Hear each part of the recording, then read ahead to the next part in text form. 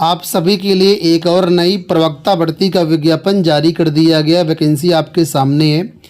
ये जो वैकेंसी है पीजीटी टीचर्स की है या कहें लेक्चरर की है।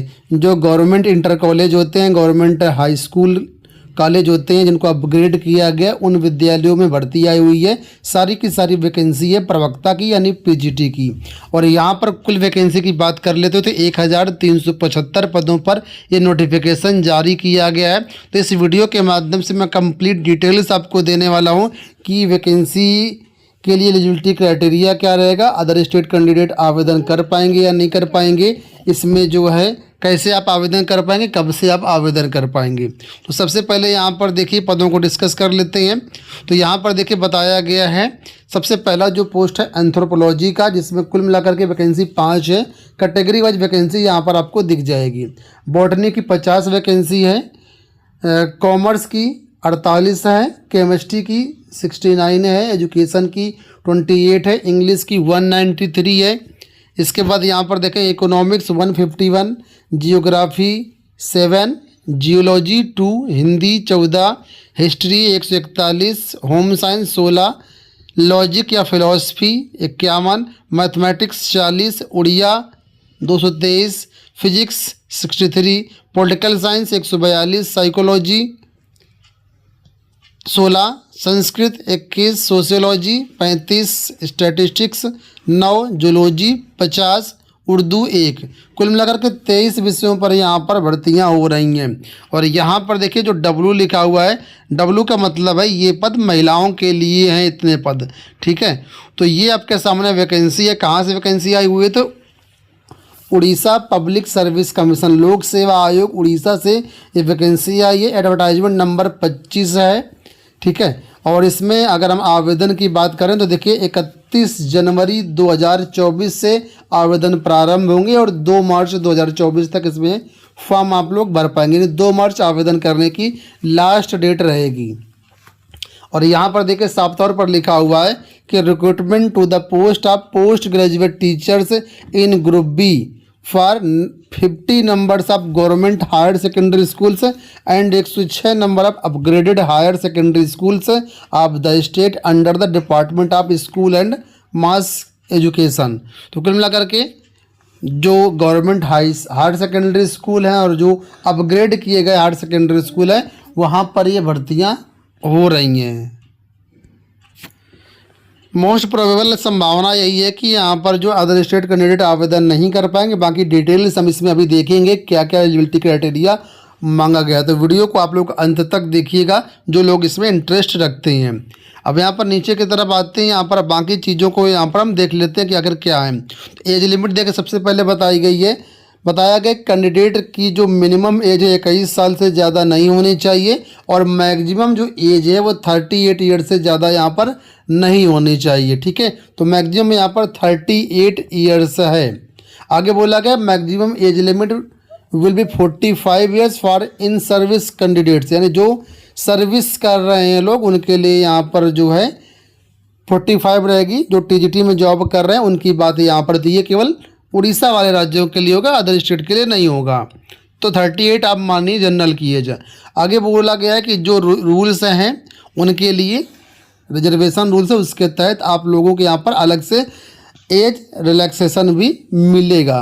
तो यहाँ पर देखिए बताया गया जो पीडब्ल्यूडी कैंडिडेट है उनको यहाँ पर जो 15 साल तक का एज रिलैक्सेशन मिल सकता है।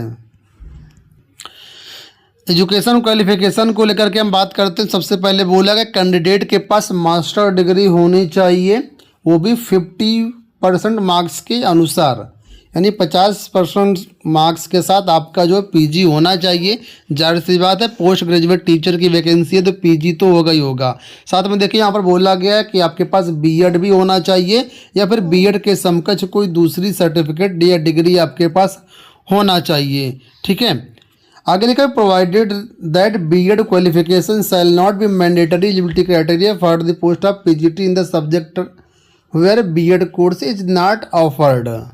और तीसरे नंबर पे यहाँ पर देखिए बोला गया डिग्री और diploma in computer application is desirable qualification, यानी कि अगर आपके पास डिग्री डिप्लोमा है तो यहाँ पर आप ज़रूर यूज करिएगा, ये डिजायरेबल क्वालिफिकेशन में रखा गया है। आगे यहाँ पर देखिए बोला गया है कि BEd qualification for subject other than botany, chemistry, English, economics, geography, history, Hindi, mathematics, Odia, physics, political science, Sanskrit and zoology shall not be mandatory eligibility criteria for the post of post graduate teachers. यानी कि जो subject यहाँ पर बताए गए इन subject में BEd compulsory है, लेकिन इनको छोड़ करके जो बाकी सब्जेक्ट हैं उसमें बीएड कंपलसरी नहीं है। ठीक है, आगे देखिए बोला गया एग्जामिनेशन फीस, देखिए no examination fee required to be paid for applying or appearing in the recruitment as per Orissa discontinuance of payment application and examination fee recruitment to the post of services in the state government rules otherwise. यानी कि यहाँ पर कोई भी fees आपको नहीं paid करनी है। ठीक है, यानी बिल्कुल फ्री ऑफ कॉस्ट ये फॉर्म आए तो ज़रूर आप यहाँ पर आवेदन कर सकते हैं। अब यहाँ पर मोड ऑफ सिलेक्शन के बारे में बताया गया तो इसको फिलहाल हम स्किप करते हैं। फिलहाल हम लोग देख लेते हैं यहाँ पर अदर स्टेट के छात्रों को क्या रूल्स दिए गए हैं आवेदन करने के लिए।